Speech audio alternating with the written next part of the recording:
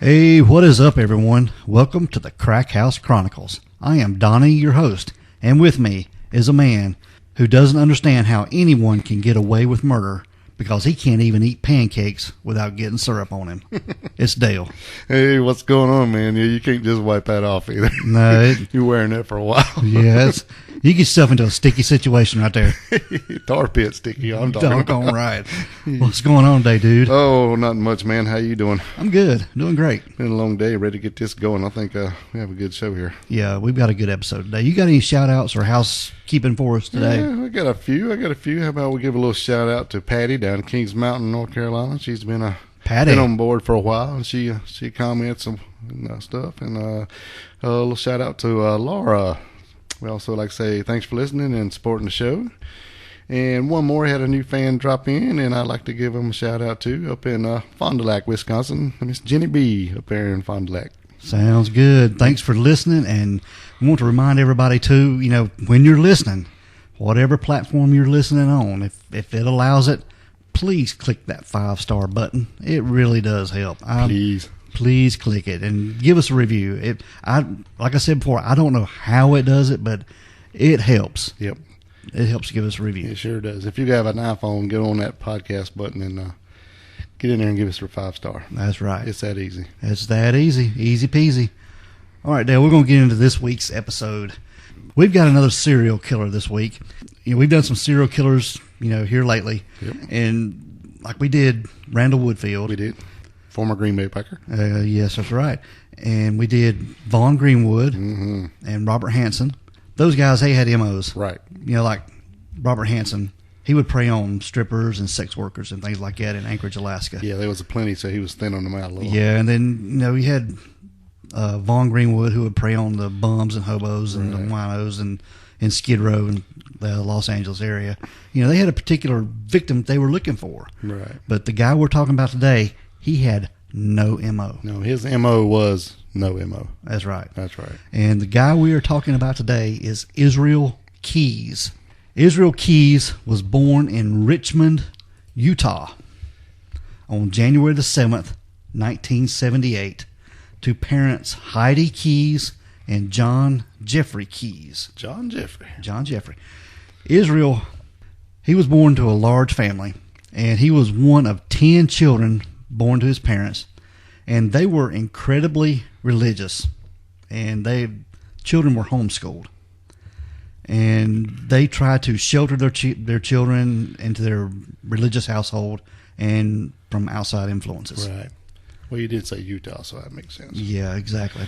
When Keys was between the ages of 3 and 5 years old, his family moved to Colville, Washington. And there, Dale, they lived in a one-room cabin. Woo! No electricity or running water. That's tough. That's a pile of people. Yeah, you got 10 kids and 2 parents. You're talking a dozen people living in a one-room shack. Man. Yeah, that's not good. That's a little tight. Yeah, that's tight for quarters right there. Shortly after moving to the area of northeastern Washington State, the Keys family began attending a church, and it was known as the Ark. And now it's more commonly referred to as Our Place Fellowship. And the Ark has become well known throughout the area for its racist viewpoints. And the Ark is just one of many Christian identity religious movements that uprooted into the area. So you're talking about this northwest area. It's very strange compared to church around here, I guess. Yeah, and then some of the followers of the Ark are now followers of our Place Fellowship believe that they are the descendants of Anglo-Saxons of other Northern European groups, and they're the true chosen people of God. Right, so that kind of give them why they would think that way, I guess. I guess. We're better than you are mentality. Yeah, and over the years, this has attracted many anti-Semitic people from the surrounding area and led to a lot of hostility towards others, with other beliefs and other races. So, this is not a good area for Israel at all. No. And while they were at this church, Dale, that's when he met up with Chevy and Shane Kehoe. And later on, these two boys had become convicted murderers, and they were actually for murder and attempted murder. It's crazy. Yeah, so this wasn't a good start, like we said. So that upbringing for him was pretty demented. Yeah, kind of twisted, I guess. And there and having the homeschooling and the religious aspect of everything on Israel, I don't know, it probably warped his mind a little bit, I think. Yeah, you'd think so. And living in a one-room shack, no outside world, always getting is probably that homeschooling and then in that crazy church. Yeah, that's right. Now, in the summer of either 1997 or 1998, a group of teenagers were tubing along the nearby river of the Deschutes River. And in this area, it's often, in the summertime, the temperature can get up to 100 degrees or even more. And it's expected for, groups to, float down the river and different things. And at some point in the late afternoon or early evening of a late summer day, Israel must have spotted one of those teenagers and taken note. Because that was part of his MO. He would just, like he said in an interview one time, he would let the victims come to him. Right. He wouldn't find them. They would just sort of come in his yard. Yeah, he just kind of sit back and wait. Yeah, exactly. Kind of like a spider. Predator. Yeah. Yep. He patiently waited for one of the teenagers and a young girl between the ages of either 14 or 18. They became separated from the group. When you float down the river, some people will float faster than others. Right. And she became separated from the group. And according to a testimony from Israel later on, he abducted this girl and led her away from the rest of the group. And he would go on to sexually assault her and eventually letting her go and letting her get away. But that's according to him. According to him. Right. And he said that was his first ever, attack on anyone. Right. The identity of this girl's never been found, right? No, she's never come forward. So whether it happened or not, we're not sure. Just going by what he said. Exactly. Okay. Following a short time living in Oregon, Israel enlisted in the United States Army. And during this time, he reached the rank of specialist and was given three different duty stations: Fort Hood in Texas, and somewhere overseas in Egypt, and Fort Lewis, which is located in western Washington. Oh, wow. Yeah, my daughter used to live there. With her husband was in the Army. Yeah. Oh, so she's familiar with the area. Yeah, that's pretty weird. That's weird. And he spent a large chunk of his time, in Fort Lewis, which is located nearby Tacoma, Washington. Yeah, it's huge. It's a joint Army Air Force base it's huge. On the same piece of land, yeah. Oh, wow. Joint base, yeah. And one of the things that is noticeably different about Israel, he never wanted the renown that his idol Ted Bundy received. Right, yeah, he didn't want all the fame. He was really fascinated. He wasn't doing it to be in the spotlight, basically. Yeah, he studied serial killers, and he would read interviews with them and things about them, but he didn't want to be like them. He didn't want to be like the fame and the glory, right? Especially like Ted Bundy. Keyes shied away from being, like I said, from the spotlight, and never wanted to become associated with the crimes that he would later commit. He wouldn't even talk about them. Even in his interviews after he was captured, he wouldn't talk about them. No, not unless he was getting something out of it. Exactly. And most thing he asked for was not, and for himself, was more to. Basically, he was asking not to be put in the spotlight. Yeah. But while he was in the military, he received, like I said, the rank of specialist, and his records indicated that he was awarded the following decorations: Army Achievement Medal, Army Service Ribbon, a Marksman Badge with a rifle bar, an Expert Infantryman Badge, and an Air Assault Badge. Pretty decorated veteran there, wasn't he? Yeah, I mean, he was on his way. He could have had a military career if he wanted to. And former Army friends of Keyes have noted he had a quiet demeanor, and he typically kept to himself. And on weekends, he would drink a lot and almost sometimes consuming entire bottles. Don't say Wild Turkey. Wild Turkey bourbon. Ooh. And he was also heavily into the music group Insane Clown Posse, and he even kept large posters in his barracks. ICP. Yeah, ICP. He was a juggalo. Juggalette. And he got out of the Army with an honorable discharge. So he fulfilled his commitment to the United States Army. And in 2007, Keyes started a construction business in Alaska called Keyes Construction. And he was working as a handyman, contractor / construction worker. Just pretty much a jack of all trades. Right. That was in Anchorage, right? Anchorage, Alaska. I seem like we know Anchorage, Alaska, don't we, from Robert Hansen. Robert Hansen, yeah. That's the first thing I thought of when I saw that. I was like, wow. And when he arrived in Anchorage, Alaska, it was actually on March the 9th. And over a week after beginning his move north, he began to establish a new home in Anchorage. He established a business for himself, like we said, and he just got in good with everybody. He was just, just a regular average Joe. Even people said, he just looked like the boy next door. Right. Yeah, and right after he got to Alaska, Dale, he found himself a girlfriend, and later they had a daughter together. Right. And that daughter was going to come into play a little bit later too. At least in his thinking, yeah. It seemed like his daughter was his world. Yeah, enough to where he made sure he didn't target any daughters. He didn't target any mothers that had young children, and some even say he didn't target dogs, but whatever. If anybody if they had a pet, he wouldn't even target them either. So yeah, he would stay away from that stuff. But mainly it was no children and mothers with young children and stuff like that. He did not target. Yeah. All right. He was very meticulous. Yes, he was very meticulous. Now, Dale, by this time when he was in Alaska, Israel Keyes was in his 30s. He was a single man, but he had a girlfriend, but he was technically single.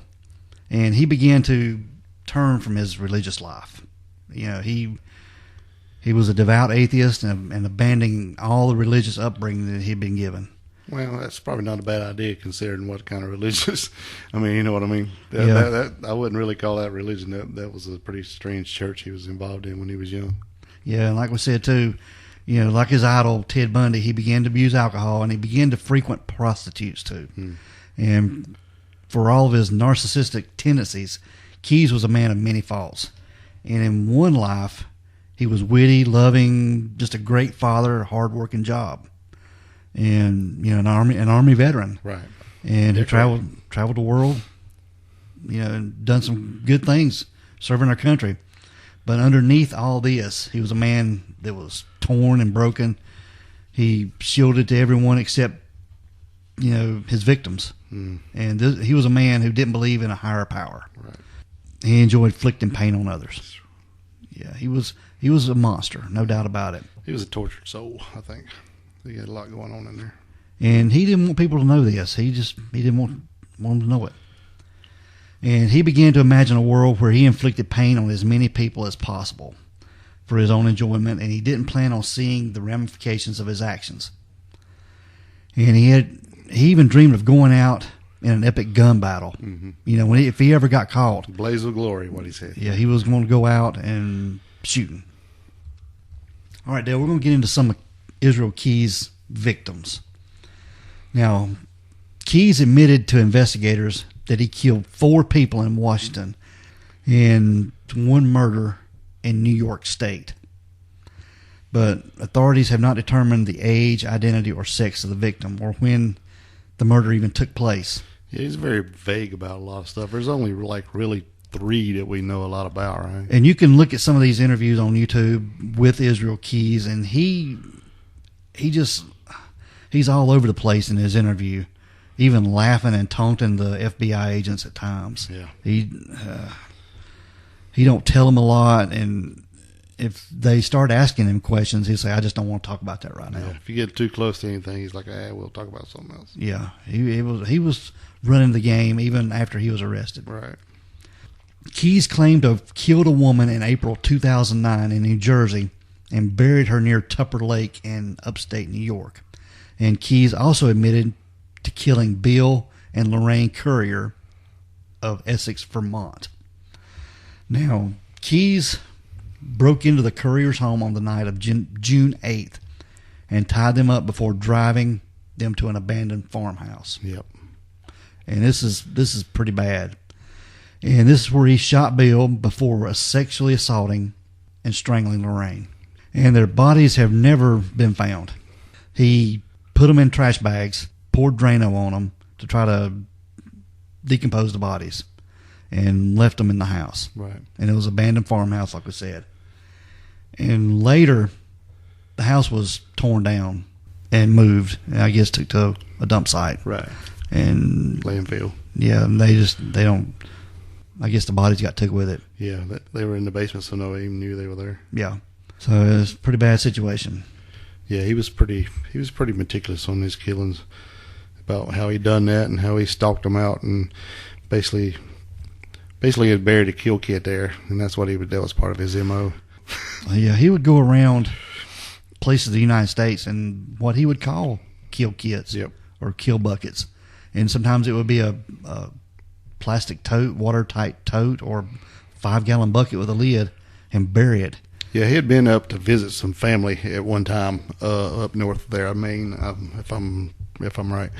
And then while driving back down through Vermont, he decided to do some fishing. So while he was fishing, he found a good place to go ahead and bury a kill kit that he had with him, not knowing when he would be back to use it.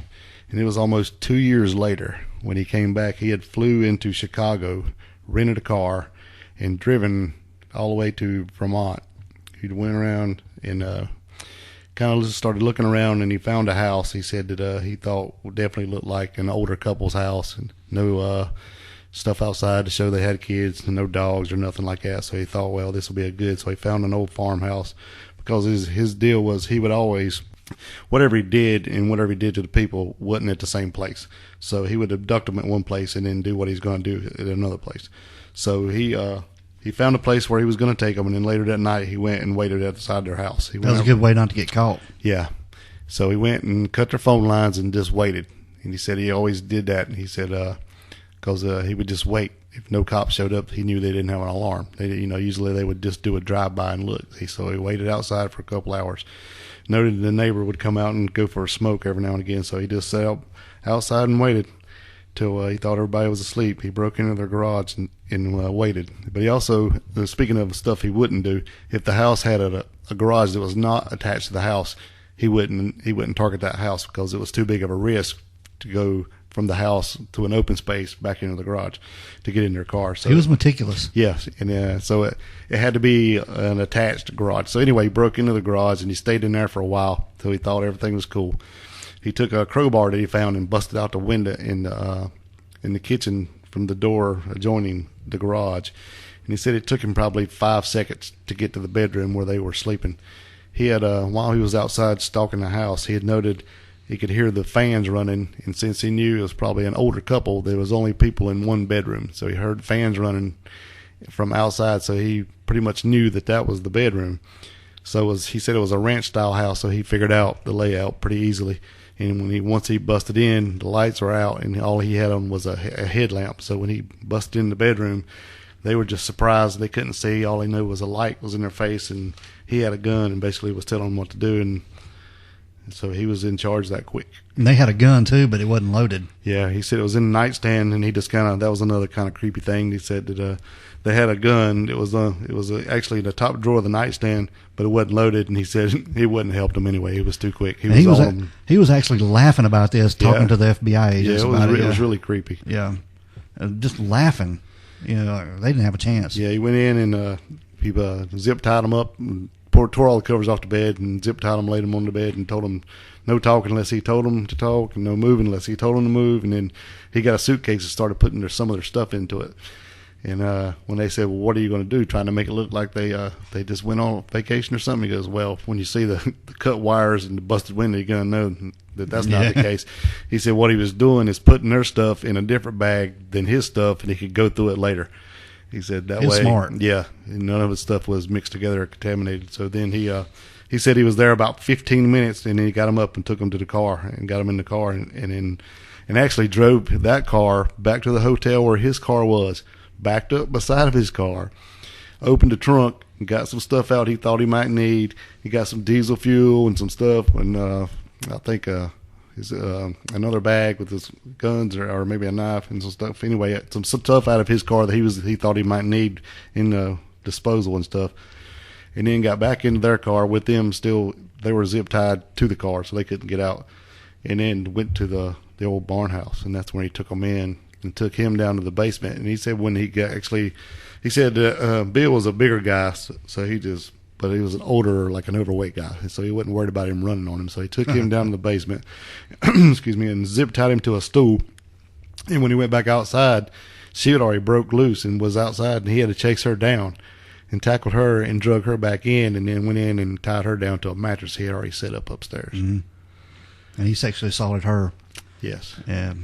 Well, he was preparing to do that, and then Bill, he could hear him making noise downstairs, so he went and checked on him, and he seen the stool had actually broken under the weight of Bill, so he was broken free, and then he wouldn't listen to him, so he went back upstairs, retrieved his handgun from his backpack, went back downstairs. He still wouldn't cooperate, so he said he just started pulling the trigger and emptied all 10 bullets into him, and then went upstairs to do what he was going to do to her. Yeah. So let's talk about these kill buckets, Dale. He would go around the United States and bury these things in various places. Yeah, and he would at least 5-6 sticks. Yeah, at least. Yeah. And he would have guns, ammunition, rope, zip ties, trash bags, anything, shovel, anything he needed. And he would scope out the area, and he would be familiar with it. And most of the time, it was a little wooded area or somewhere he could bury this bucket. Yep, he would just memorize where it was. And there's buckets that they've never found today. They're just out there. Crazy. And somebody's going to come across these one day. Cash and guns. Yeah, cash. Yeah, they might have a little treasure trove. Yeah, that's scary. It is really scary. Yeah. And when he's telling that story, it's very chilling, and you can find that on the all that.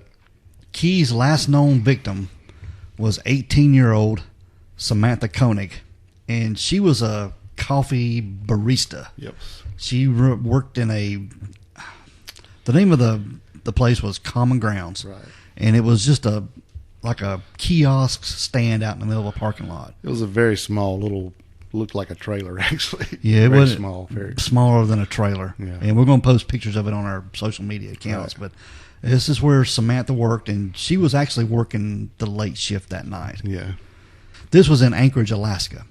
So he wasn't going around the United States. This was right there in his hometown. Yeah, so he's kind of breaking his own rules there. Yeah, because he was doing everything elsewhere and not getting caught. Right, like when he did the other one, when he flew into Chicago and then drove however far it is, and several hundred miles, and then drive back and fly back home just to throw everything off the trail. So this is in his backyard. Yeah. And I think this is where he's getting sloppy. Yep.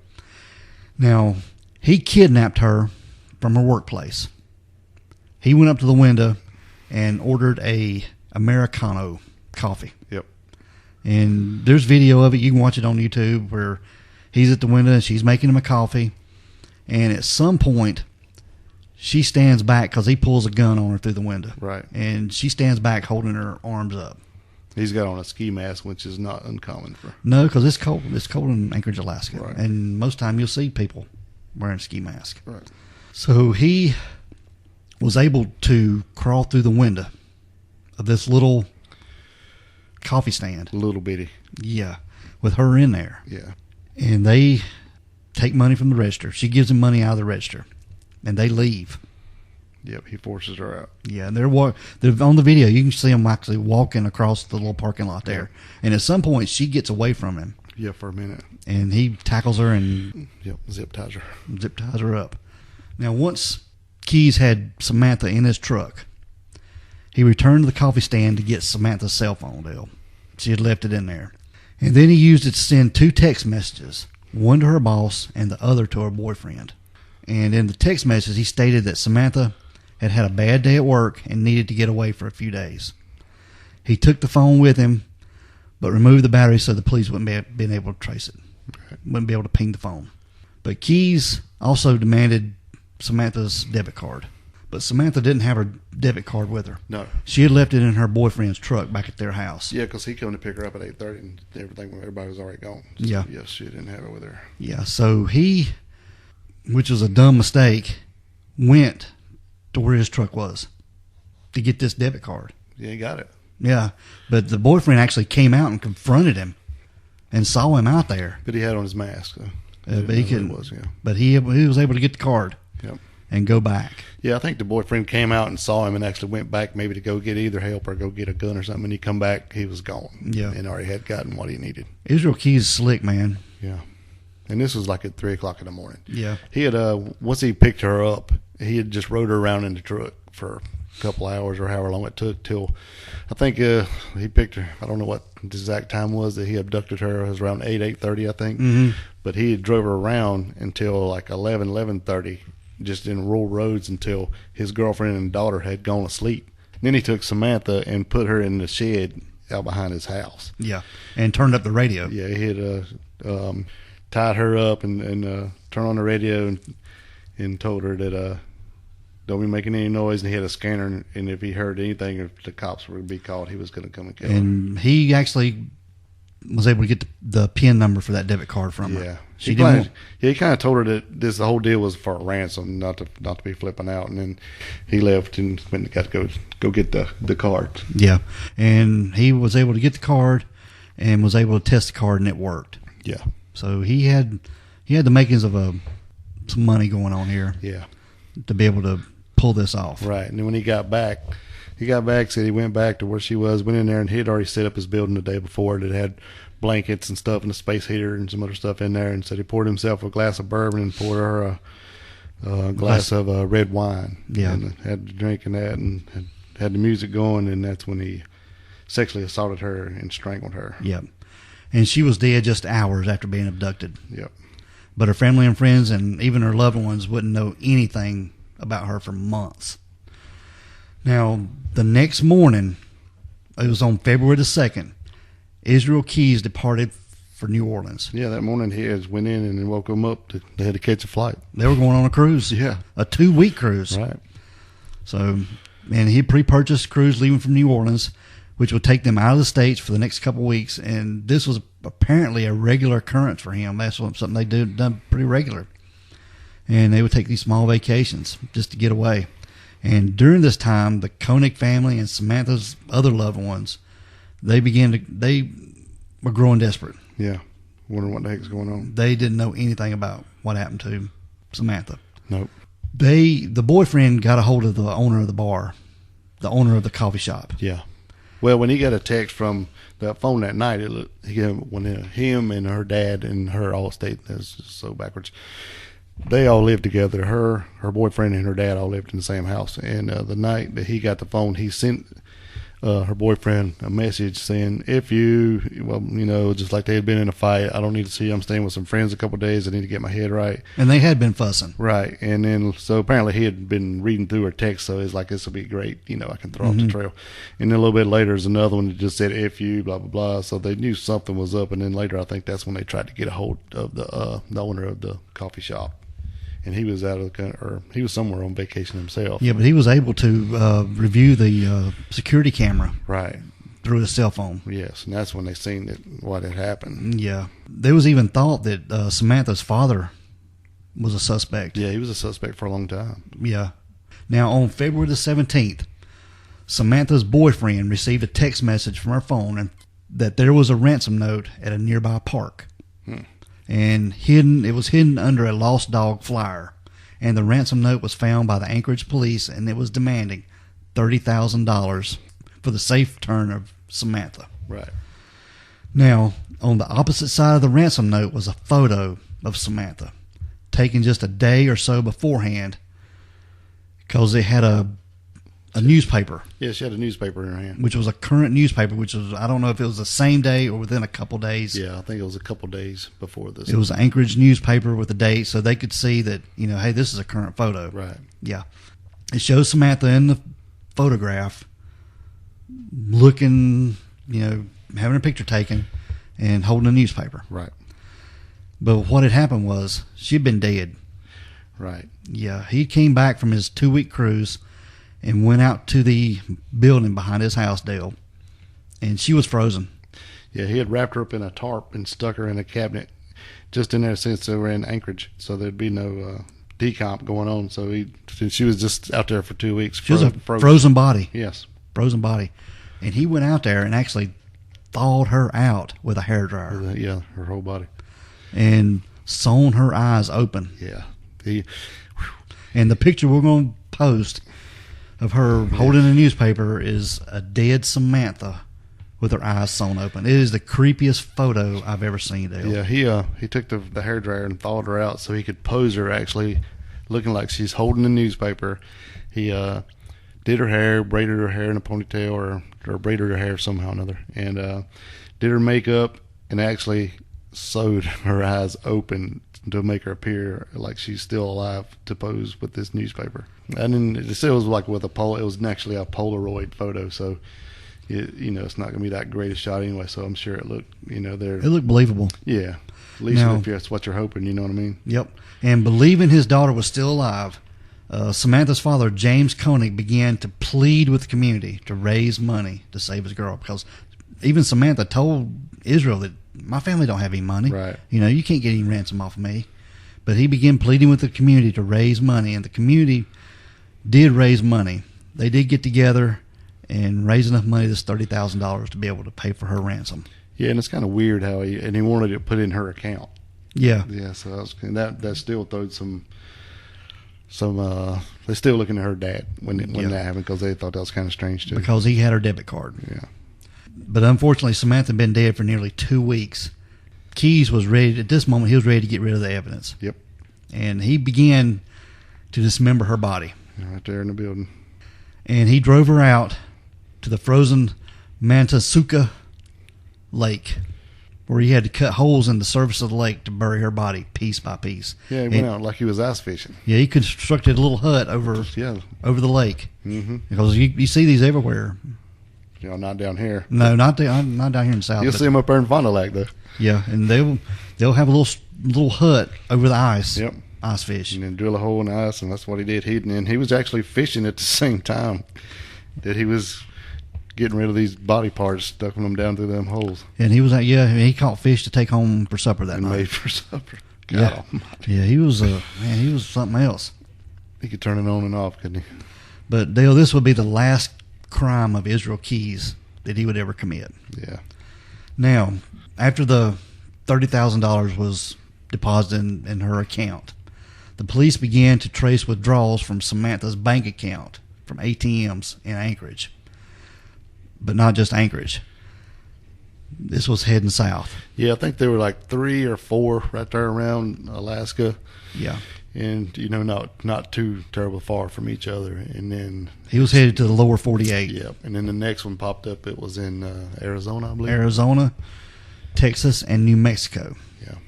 And at this time, the FBI got involved with the case. Right. Along with the Texas Rangers. And they quickly found that the person making the withdrawals was driving a white Ford Focus. Yeah, they had seen some of the camera shots from the ATMs, and they caught it in the background. Yeah. They had seen the masked figure before, but then they caught the picture of the car. Yeah. And that's when the FBI got involved, and they started checking around and see if they could figure out what's going on and where it was, who had that car.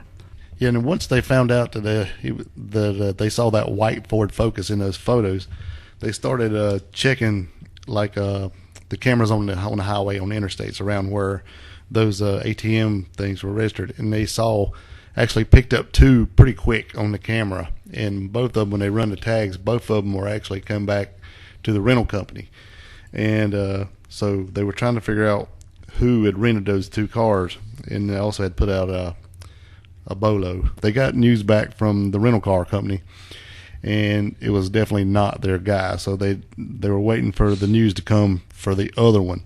Now, at this time, he was headed to his sister's wedding, actually, and that's why he was doing all this traveling and driving.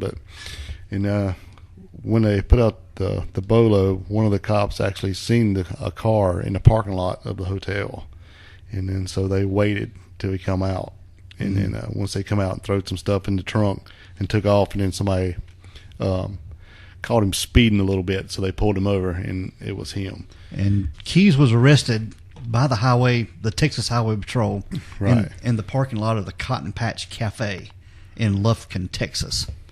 And Dale, this was on the morning of March 13th, 2012. Right. And after he had used Samantha's debit card. Right. And I hadn't seen this everywhere, but I did see one account that said, he was heading to his sister's wedding, and actually his daughter was with him at this time. Now, I don't know if that's true, but I did see that in one account. Yeah, I have heard that, but I hadn't read it, or it hadn't been confirmed by anything I've looked at. So when they got him, And what he had actually put in the trunk that day when he come out of the hotel was his guns. Mm-hmm. So there went his chance to go out in a blaze of glory. He didn't even have his guns on him when they got him. Pulled him over and got his license, and it was him. And now, Israel Keys was behind bars, and he would later go on to admit to the FBI that about the Bill and Lorraine Courier, the couple from Vermont, the ones that just sort of disappeared. He admitted to them about that one.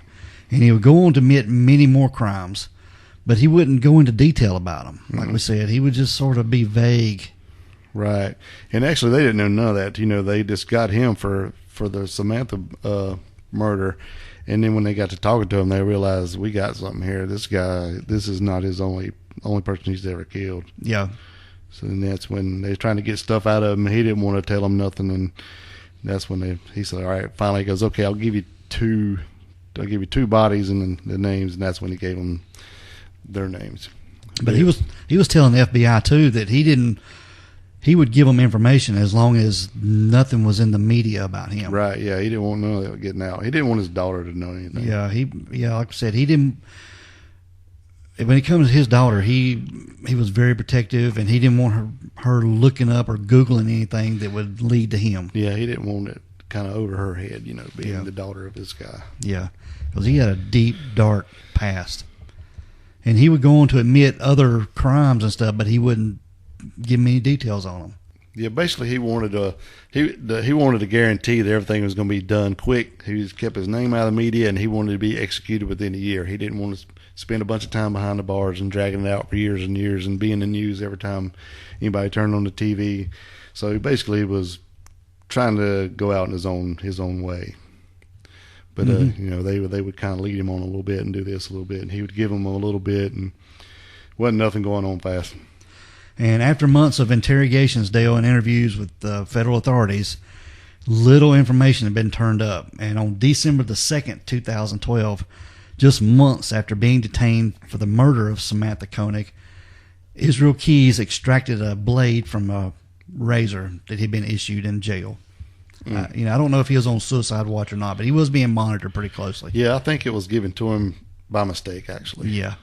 But he used this razor to slit his own wrist, just as he set up a series of sheets to hang himself with. Right.